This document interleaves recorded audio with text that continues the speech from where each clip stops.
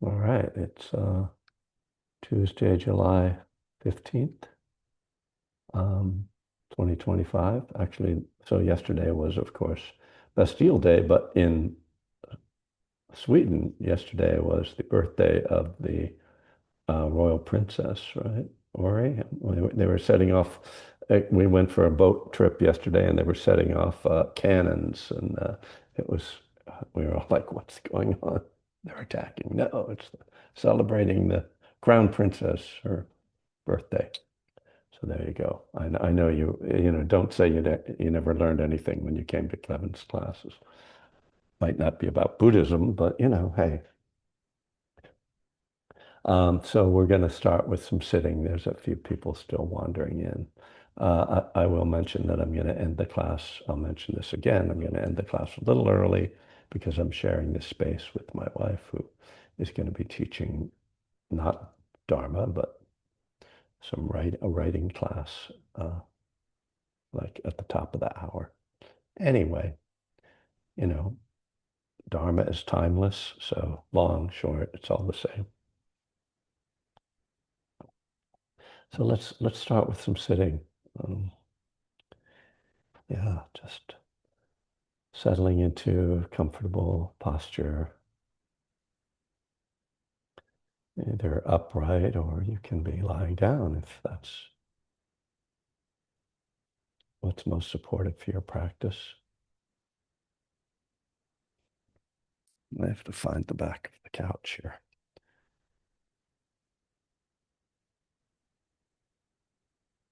And you can close your eyes or just lower your gaze. First, turning the attention to the sensations in your body.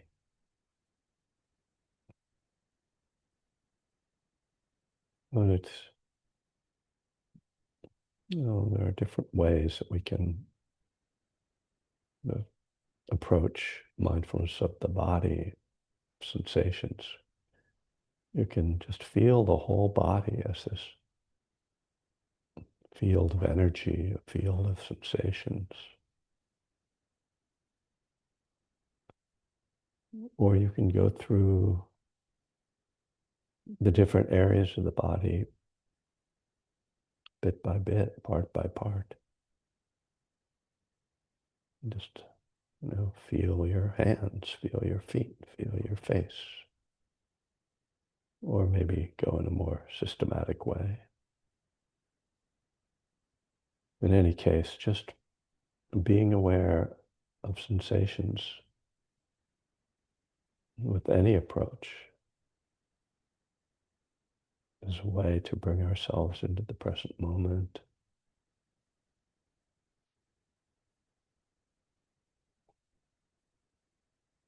And as we add in mindfulness of breathing, we can use this whole process to allow a calming. We're not making that happen, but we're opening to that.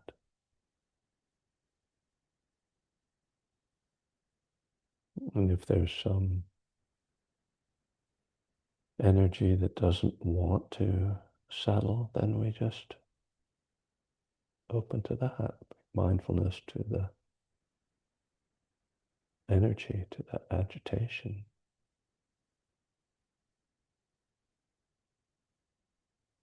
The beauty of mindfulness is that nothing is left out.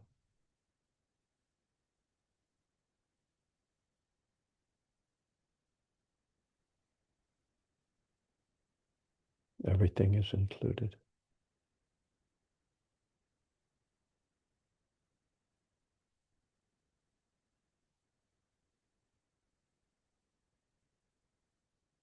And so letting awareness of the breath come more into the foreground, feeling the sensations either at the nostrils or at the belly.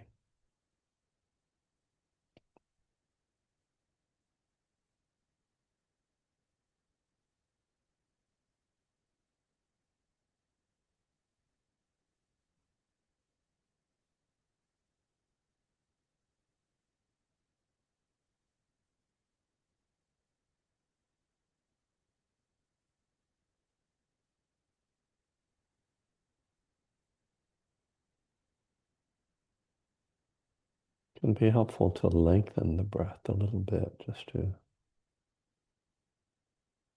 encourage the slowing down, the calming.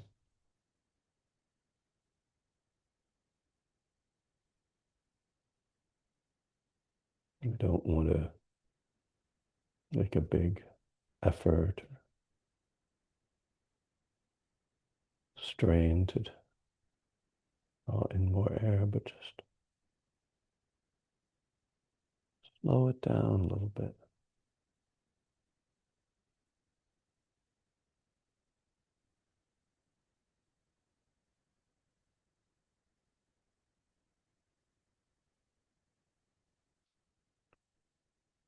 Just a little bit of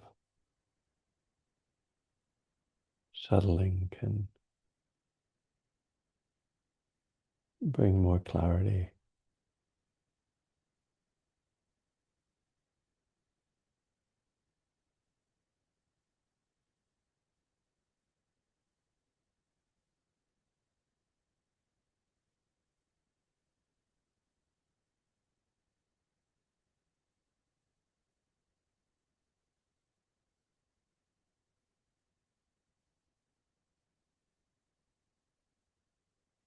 Thoughts may come and go.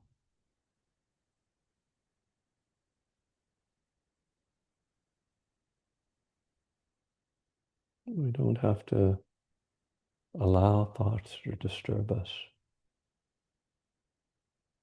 Just let them be there. Don't buy into them.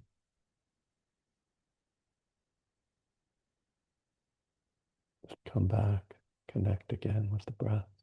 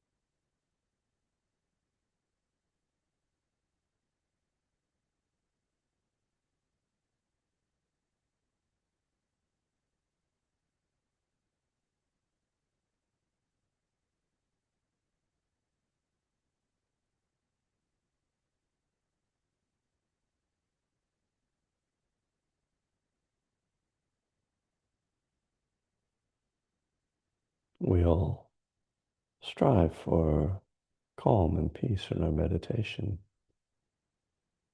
That's not always there. And so you need to see that awareness itself has a special value. Awareness even of the lack of calm or of a strong emotion. You might start to see the connection between thoughts and emotions that come up, between sensations and feelings that arise, the interconnection.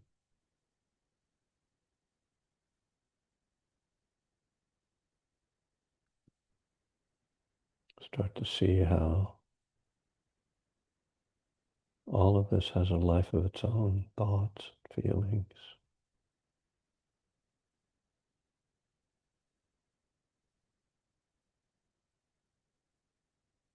It's our reaction to them, our resistance, our grasping that actually makes them a problem.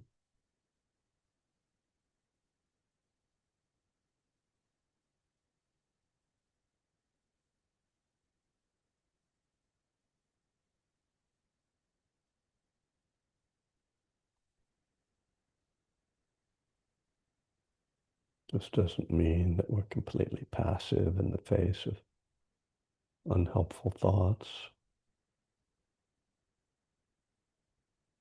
or difficult emotions, but rather that we navigate these things. We learn to navigate them skillfully, not as a confrontation, but as a partnership in a sense, engaging with love, engaging with acceptance, gently turning the mind away from the unwholesome.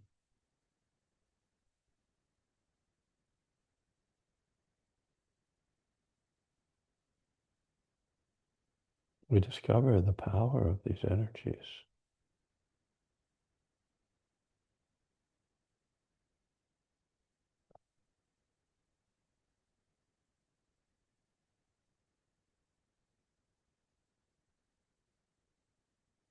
We learn to respect these energies,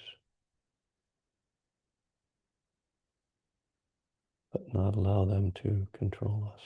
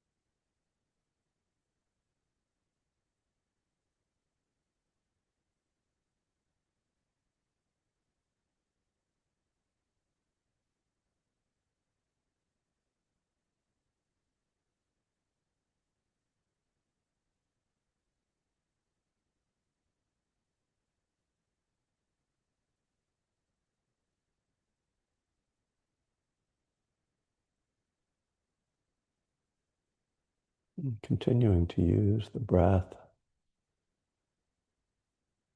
as a centering point, as a place to return.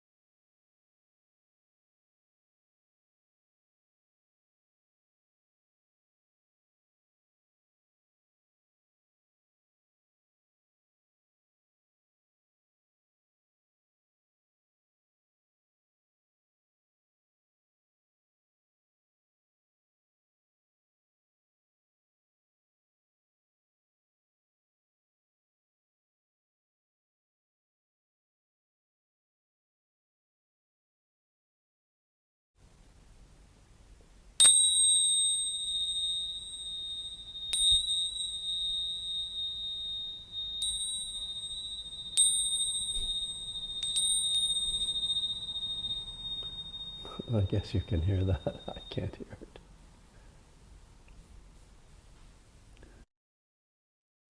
Such a high frequency when I have these earbuds in. I just hear this vague little ting. Hmm. But when I see you start to move, then I know that it made an impression. People start waking up like, oh, oh, hey, what?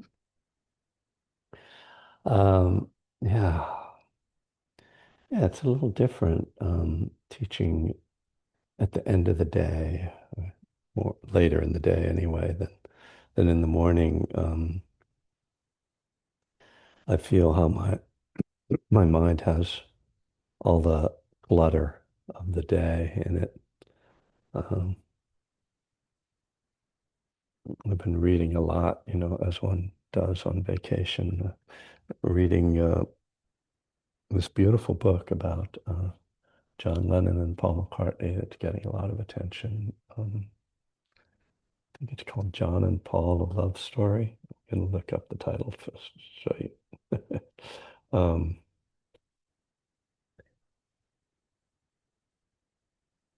John and Paul, A Love Story in Songs. And it's about their relationship and how their relationship affected their music. And, as someone, and then I'm sure many of you, devotees of the Beatles over the years, and, it's really interesting to get another look at that. Um, and it's a very, the Beatles were instrumental in certainly in my own uh, interest in spirituality and really in the whole culture, society, the whole generation's interest in meditation and spirituality. Quite remarkable, you know, not just, singers or songwriters, but really cultural, significant cultural figures, social figures. Um, but that's not what I'm going to talk about. Just a prelude to talking. I often find myself as I'm leading a meditation, I say something or think of something that I like to pick up um, during my talk.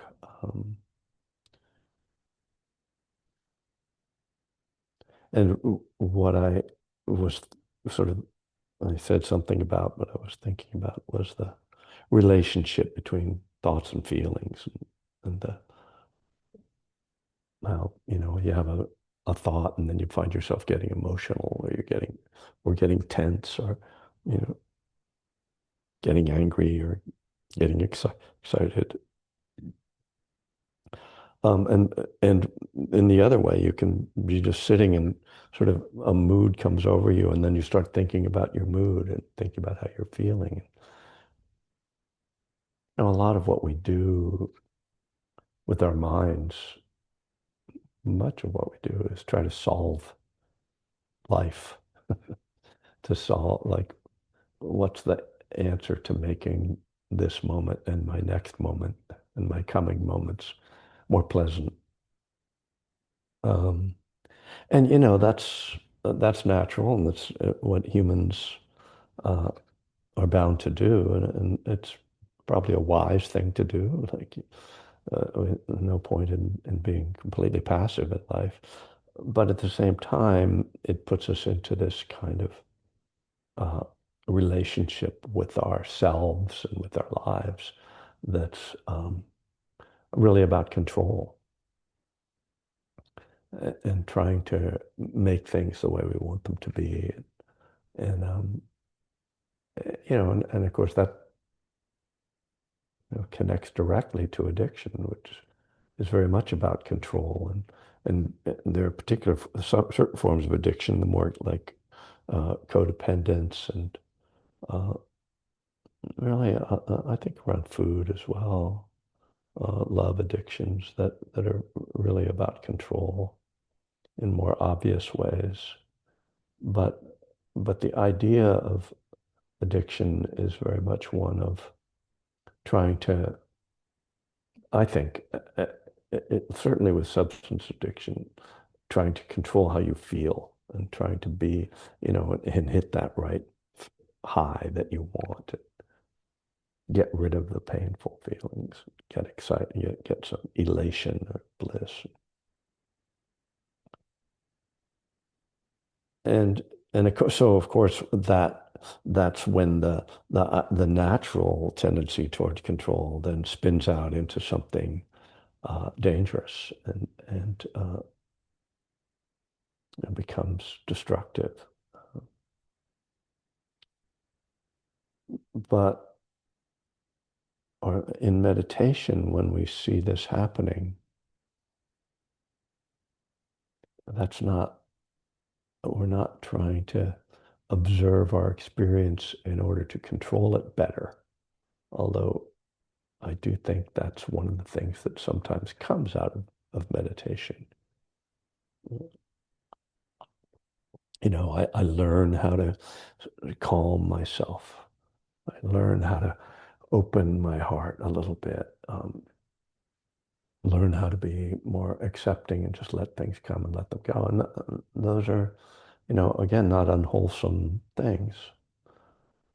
But what I think is most valuable in terms of observing what's going on in the interactions between mind, body, is seeing the causal relationships. And this is what the core Buddhist teaching is about. The Four Noble Truths is about causality. It's about suffering and the cause of suffering, the end of suffering, and the cause of the end of suffering. Those are the Four Noble Truths. And so when we observe, if we observe in this way, when we look at, oh, what's triggering this? What's setting this off? Oh, look at that. Oh, I had that thought and this feeling came up. And that feeling came up and I jumped in. I wanted to jump in and solve it and change it, figure it out, analyze it. What's wrong with me? What's right with me? Oh, wait, what if I just fall back and see it and just don't get so involved in the controlling aspect of it, but just become curious about the interrelationships. So that's the Four Noble Truths, but the teaching on dependent origination, which is sometimes described as a sort of expansion of or a detailed elucidation of the Four Noble Truths, does the same thing. It's about causality. If there's this, then this happens. When that is not there, then this is not there. So these interconnections. And that's, a familiar thing to Buddhists that, oh, we're interested in how things are interconnected. And so that just watching these relationships allows us to step out of the constant effort to control what's going on and just bring understanding, compassion, loving kindness, surrender, letting go, is wholesome responses to the things that are arising.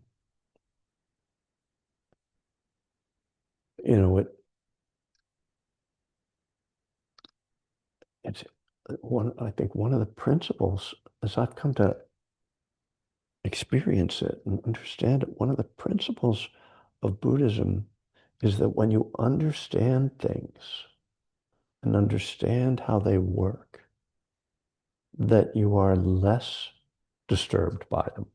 And so the special, particular example of this, and I talk about this in my book, Living Kindness, is when the Buddha, a man comes to him whose only son has died and he's in hysterics.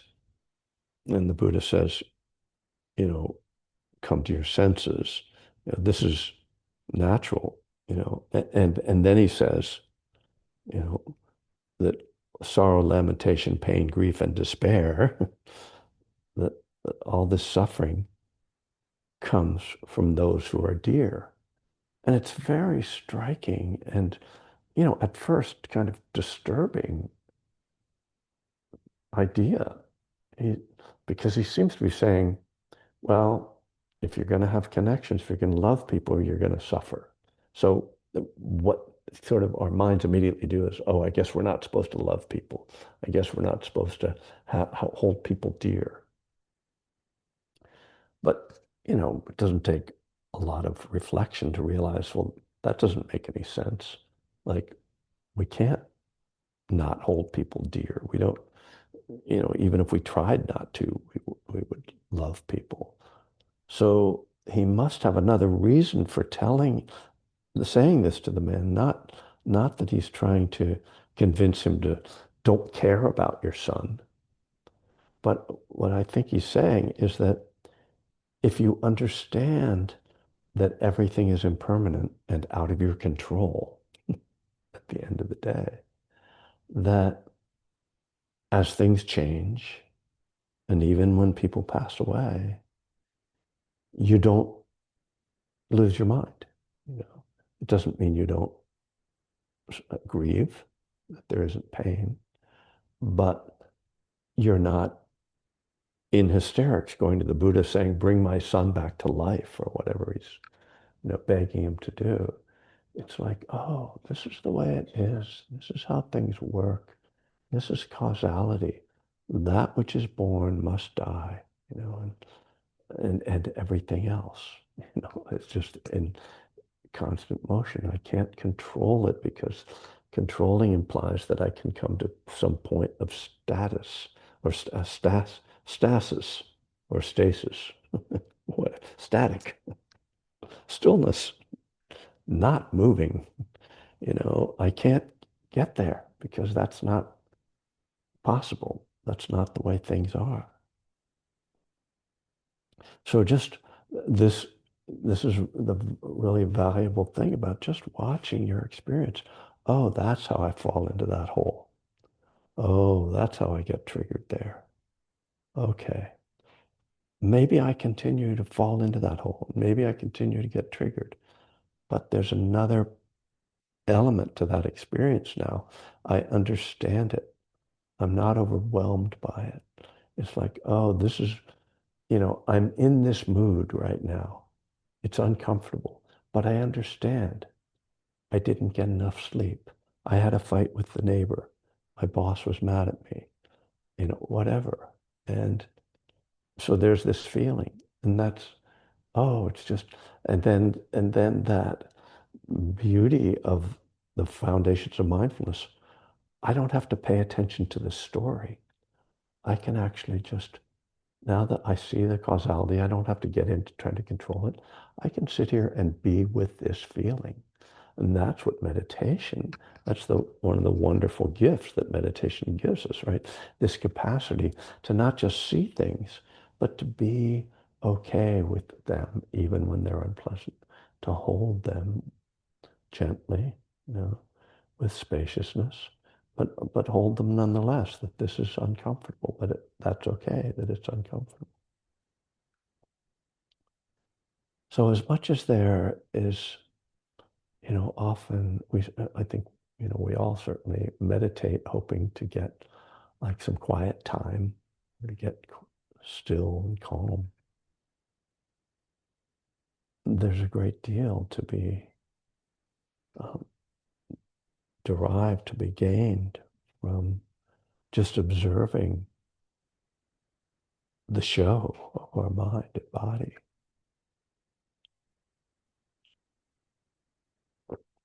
We, if we just sort of set up this binary of a good meditation or a bad meditation. A good meditation is when I get quiet. Bad meditation is when my mind is busy. Then we're missing out on at least half of our meditations, probably more than half. And we're not realizing the value of like, oh, yeah, here I am. Oh, this is what's happening right now. Oh, look at that. Oh, isn't that interesting? Wow. Oh, I see why that thought's coming up. Right. Okay. Yeah, it's okay. I don't have to get into it. So causality, I mean, it's a key teaching of Buddhism, right? We know like just the idea of birth and rebirth is all about karma, right? Law of karma, the law of cause and effect. But you know, there's much more to the Buddha's teaching on causality than just, oh, you know, if you kill somebody, then you'll be reborn as an ox or something. You know, that's not really the point of it. You know, it's really seeing causality moment by moment is where the freedom comes, understanding that. And that's where we get to see right away how our intervening and our effort to control fails. And if we're paying attention to what's going on internally, and we watch, oh, yeah, well, when I do this, I'll do that, and then and you notice how you're feeling, you'll see, oh, that thing I'm doing with my mind right now is causing tension in my body. Oh, look at that, you know. I mean, very simple, right?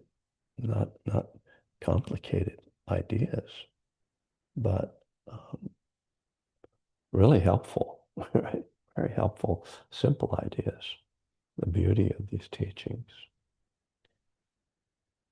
Mm. So I think that's enough for me to get things started and maybe see if people have any comments or questions. And I will just mention again that I'm gonna have to stop the or leave this meeting at 5 minutes early, so 5 minutes to the hour. I'll be watching a little bit. So thank you for your attention and being here. Um, just yeah, I'm grateful for your presence. So thoughts, questions, comments?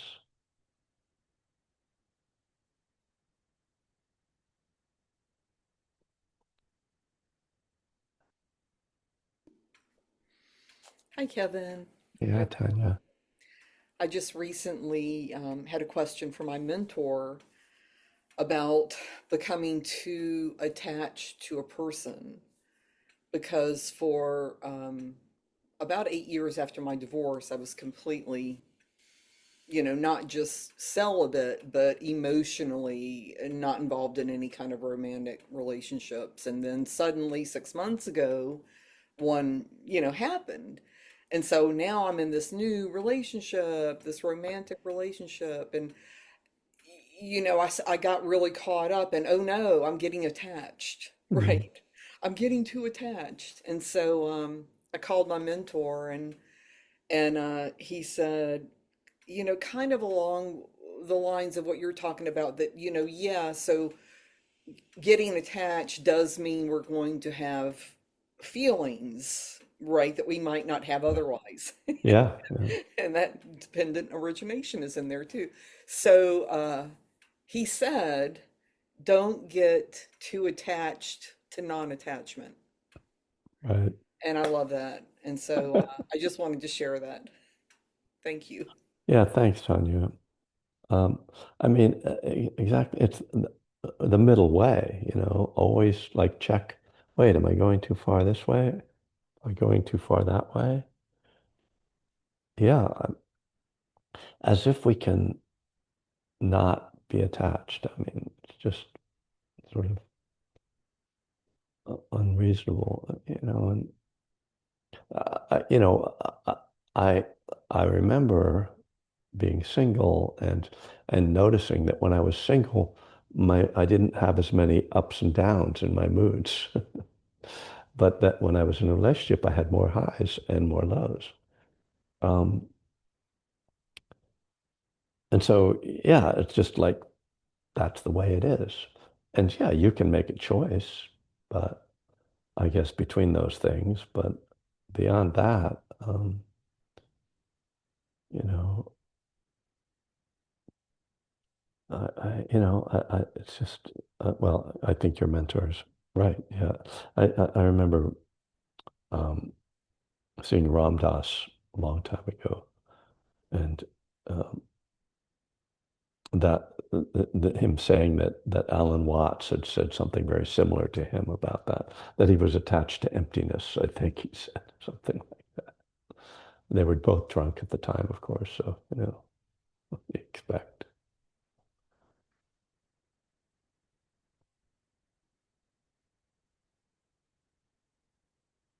Hi, I'm Mal. Can I just speak up and ask a Sure. question? Yeah, go ahead. Um, Hi, Mel.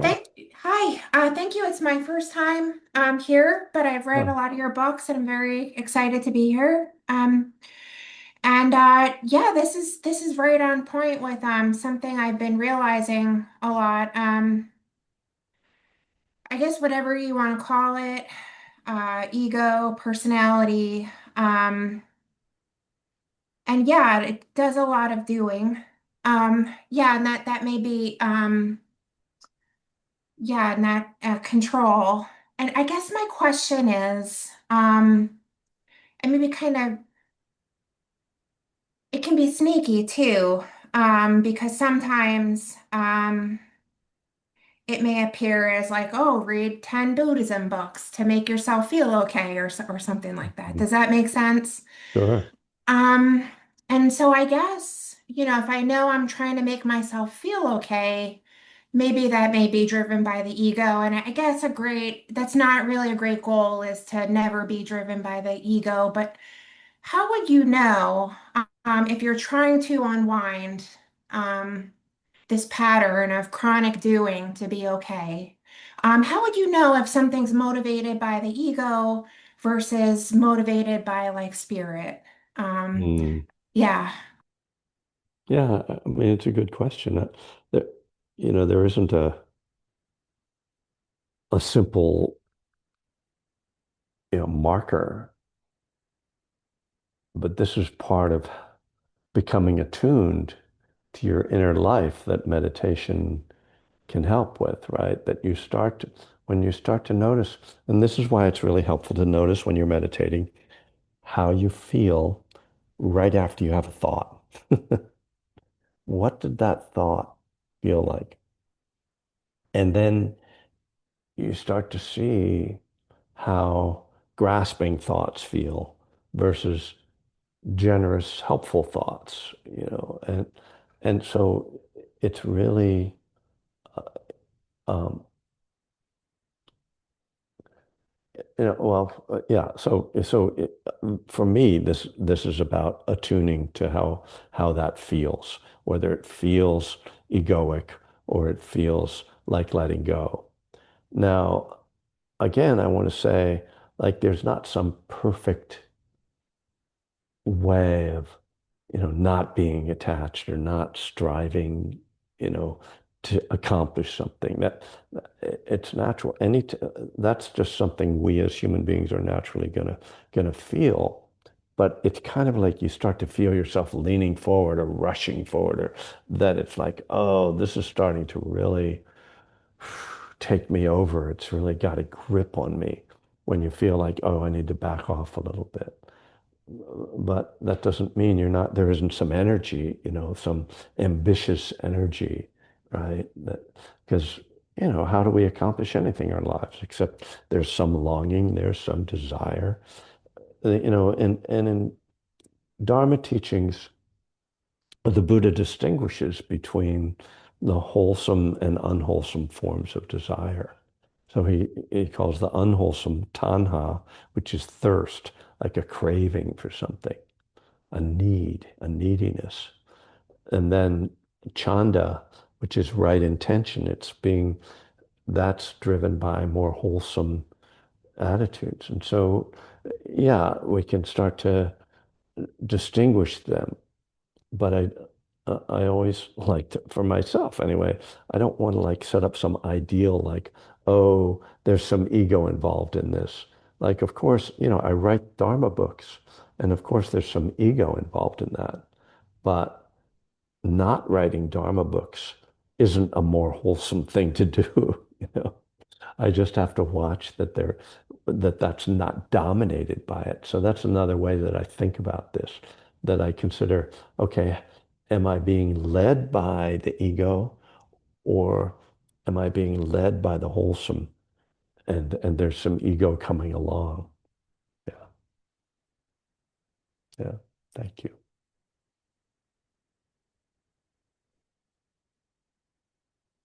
Still have a few more minutes.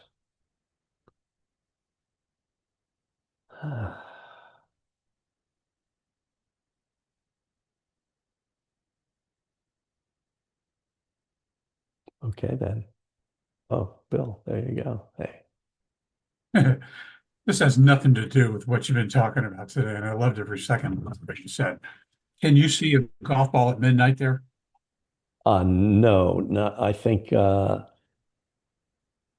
probably 10, by 10 o'clock 10 o'clock? you'd have to leave the course. Yeah.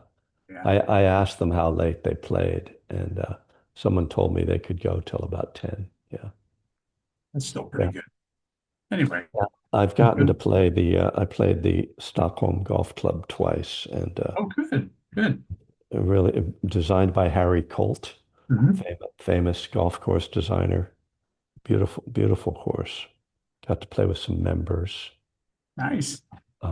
The Swedes are famously reticent, so didn't get to learn a lot about them. Uh, but they were very polite. Gotcha. Understand. Uh, yeah, and helpful. Yeah. Enjoy the rest of your time there, Kevin. Take Thank you. care. Yeah, yeah. I'll be here to next Tuesday, and and then I'm going to miss the following Tuesday because that's the Tuesday I'm flying home. So Monica is going to hold down the fort that day. Can you start the meeting on your own, Monica? Are you able to do that? Do you have the technical capability? I do. I do. Oh, okay. All right. As As long as you long can start it as on as your own. long as we don't have any every once in a while Zoom decides to throw up, something. But Okay. want a code, but we'll see. Yeah, because I'm gonna probably be in flight at that time. So I think good positive thoughts, everyone. That will be just fine. But yeah, I have the okay. ability, no problem. All It'll right. be silent meditation. So Okay. So that's in 2 weeks. Tenzin, one last question before I go, or Oh, comment. yeah, a comment. Just so nice to see you. And thank You you as so well. much for modeling a balance of work and play. oh Okay. You're welcome. Well, yeah, I mean, working for 1 hour a day is a perfect balance. Yes. Oh, I should say 1 hour a week. That's Will about you it. be able to watch the Open while you're over there? We'll see that, we don't have a TV here. And yeah, we'll have to go up to the sports bar up the street. We went to a sports bar the other night and watched the Swedish women beat the German women in football. But yeah, football. but you have to go to like a Irish pub in Stockholm to see sports. So that's the way they are. All right, I'm going to shut it down. All right. Thanks, Thank you you, guys. Kevin. Thank you Nice so to see much, Kevin. everybody. Thanks. Enjoy. Be well. Take care of Yeah. yourself. Have Stay fun. away from floods and Yeah. everything. Bye. 3, 2, 1. Boom.